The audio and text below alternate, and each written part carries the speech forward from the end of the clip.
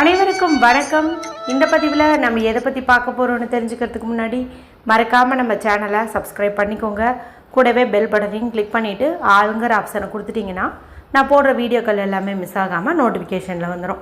இந்த பதிவு ரொம்ப ரொம்ப முக்கியமான பதிவு அப்படின்னே சொல்லாங்க. எதை பற்றிய பதிவு அப்படின்னு பார்த்திங்கன்னா, அட்சய திருதியை நாளில் நம்மளுடைய வீட்டு பூஜை அறையில் ஏற்றக்கூடிய முக்கியமான ஒரு தீப முறை குறித்து தான் பார்க்க போகிறோம். எப்போதுமே தினந்தோறுமே வீட்டில் தீபம் ஏற்றுவது அப்படிங்கிறது நல்ல ஒரு விசேஷமான பலனை கொடுக்கும். அப்படி தினந்தோறும் ஏற்ற முடியாதவங்க கூட செவ்வாய், வெள்ளி மற்றும் சில விசேஷ தினங்களில் தீபம் ஏற்றுவது அளப்பரிய பலனை கொடுக்கும் அப்படின்னே சொல்லலாம். அந்த வகையில் பார்க்கும்போது அட்சய திருதியை அப்படிங்கிறது நிறைய விசேஷங்களை உள்ளடக்கிய ஒரு நாள். ஏற்கனவே நம்மளுடைய சேனலில் நிறைய வீடியோக்கள் இது குறித்து போட்டிருக்கேன். அதனுடைய சிறப்பு குறித்தும், அந்த நாளில் தங்கம் வாங்குற மாதிரி இருந்தால் எந்த நேரத்தில் வாங்கணும், எந்த நேரத்தில் பூஜை அறையில் வைக்கணும், தங்கம் வாங்க முடியாத சூழ்நிலையில் இருக்கிறவங்க எந்த பொருட்களை வாங்கணும் என்பது குறித்தெல்லாம் தனித்தனி பதிவுகள் போட்டிருக்கேன். மேலும் நம்ம என்ன பாவம் பண்ணமோ தெரியல, இந்த ஜென்மத்தில் இவ்வளவு கஷ்டப்படுறோன்னு நினைக்கிறவங்கலாம் அட்சய திருதியை நாளில் செய்ய வேண்டிய தான முறைகள் குறித்தும், அந்த நாளில் அவசியம் செய்ய வேண்டியது, செய்யவே கூடாத விஷயங்கள் குறித்தும் தனித்தனி பதிவுகளை நிறைய போட்டுக்க ஒரு பிளேலிஸ்ட்டே இருக்குது. டைம் கிடைக்கும் போது நீங்கள் செக் பண்ணி பாருங்கள். இத்தனை சிறப்பு வாய்ந்த இந்த அட்சய திருதியை நாளில் நம்ம வீட்டில் எப்போதுமே வற்றாத செல்வம் ஊற்றெடுக்கணும் அப்படிங்கிறதுக்காக இப்போ ஒரு குறிப்பிட்ட தீபம் ஏற்ற போகிறோம். இந்த தீபத்தை யார் அவங்களுடைய வீட்டில் ஏற்றினாலும் நிச்சயம் மகாலட்சுமி தாயார் நித்தியவாசம் செய்வாங்க அப்படின்னே சொல்லலாம். சரி, இந்த தீப முறையை எந்த டைமில் ஏற்றணும், யாரெல்லாம் ஏற்றலாம் அப்படிங்கிறத பார்த்தலாம். இது வழிபாடு சம்மந்தப்பட்ட விஷயம் அப்படிங்கிறதுனால தூய்மையாக இருக்கக்கூடிய பெண்கள் தான் ஏற்றணும். அதாவது பீரியட்ஸ் டைமில் இருக்கக்கூடாது, வீட்டில் அசைவம் செஞ்சுருக்கக்கூடாது, சாப்பிட்ருக்கக்கூடாது. இதுதான் ரூல்ஸு. சரி, எந்த நேரத்தில் இந்த தீபத்தை ஏற்றணும் அப்படின்னு பார்த்தீங்கன்னா, அட்சய திருதி நாள் முழுமையுமே அற்புதமான நாள் தான். இருந்தாலும் இந்த ராகு காலம், யமகண்டம் அப்படிங்கிறத தவிர்த்து மற்ற நேரத்தில் இந்த தீபத்தை நீங்கள் தாராளமாக ஏற்றலாம். இருந்தாலும் காலையில் பிரம்ம முகூர்த்த நேரத்தில் ஏற்றுவது சிறப்பு. இல்லைன்னா மாலை 5 மணியிலிருந்து இரவு 9 மணிக்குள்ளே ஏற்றுவது இன்னும் விசேஷமான பலனை கொடுக்கும். சரி, இந்த தீபத்தை எப்படி ஏற்றணும் அப்படிங்கிறத பார்த்தலாம்.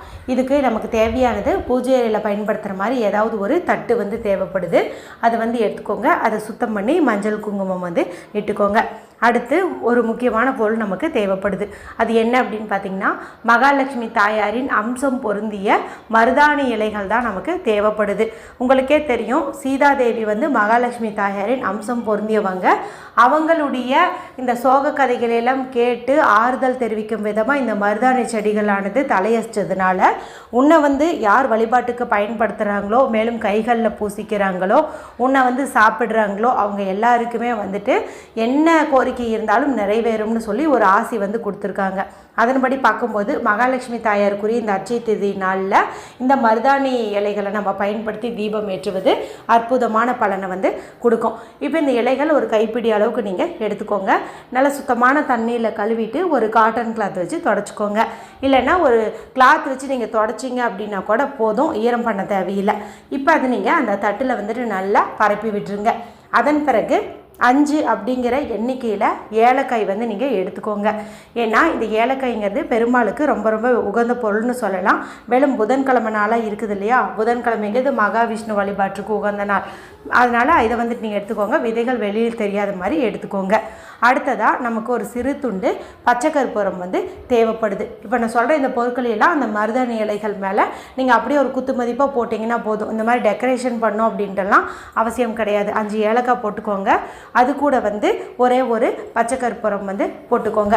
அடுத்ததாக வீட்டில் வெந்தயம் வச்சுருந்தீங்க அப்படின்னா அந்த வெந்தயத்தை கொஞ்சம் இது மேலே நீங்கள் தூவி விடுறது ரொம்ப ரொம்ப நல்லது. அது மாதிரி நீங்கள் பண்ணிக்கலாம். அடுத்து தேவையானது அப்படின்னு பார்த்தீங்கன்னா, கொஞ்சம் சில்லறை காசுகள் தேவைப்படுது. 1 ரூபாய், 2 ரூபாய், 5 ரூபாய், அந்த மாதிரி ஒரு 4-5 சில்லறை காசுகளாவது நீங்கள் எடுத்துக்கணும்.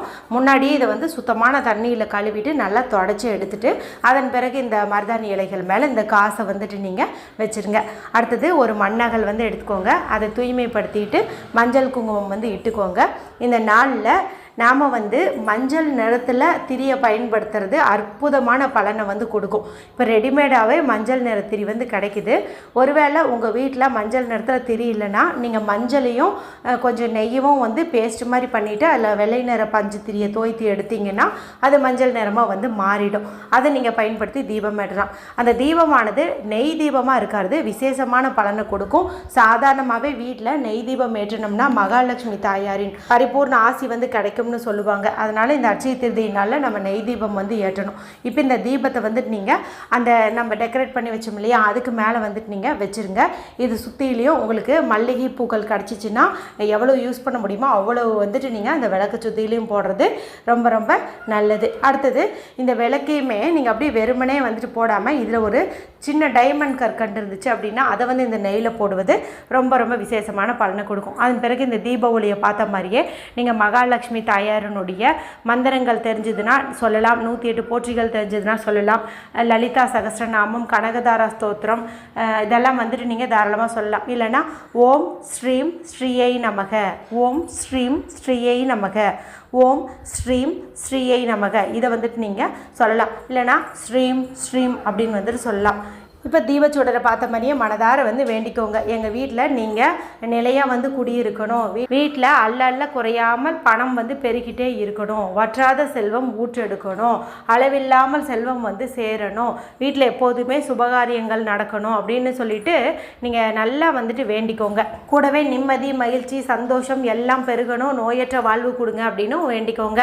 அதன் பிறகு நீங்கள் ஊதுபத்தி, சாம்பிராணி, கற்பூரம் எல்லாத்தையுமே காட்டிட்டு உங்களுடைய பூஜையை வந்து நிறைவு செஞ்சுக்கோங்க. நீங்கள் அன்றைக்கி கொஞ்சம் ஃப்ரீ டைம் இருக்குதுங்கும் போது பால் பாயாசம் செஞ்சு வச்சு வழிபாடு செய்கிறது விசேஷமான பலனை கொடுக்கும். அதெல்லாம் செய்கிறதுக்கு எங்களுக்கு டைம் இல்லைன்னு நினச்சிங்கன்னா டைமண்ட் கற்கண்டையே நீங்கள் நிவேதனமாக வச்சு வழிபாடு செய்யலாம். இப்போ இந்த விளக்கில் உள்ள அந்த நெய்யெல்லாம் குறைஞ்ச சமயத்தில் அதை வந்து ஒரு பூவின் காம்பை வச்சு நீங்கள் குளிர வச்சுருங்க. அதன் பிறகு இந்த விளக்கு தனியாக எடுத்து வச்சுருங்க. இப்போ பார்த்தீங்கன்னா இதில் 5 ஏலக்காய் வந்து வச்சுருப்போம்.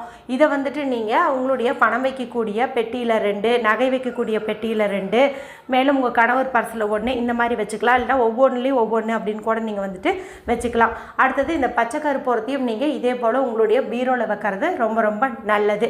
அடுத்து இதை சில்லறை காசுகள் பார்த்திங்கன்னா நம்ம செலவு செய்ய வேண்டாம், ஏன்னா இது பூஜை அறையில் நம்ம வச்சு பயன்படுத்துறது.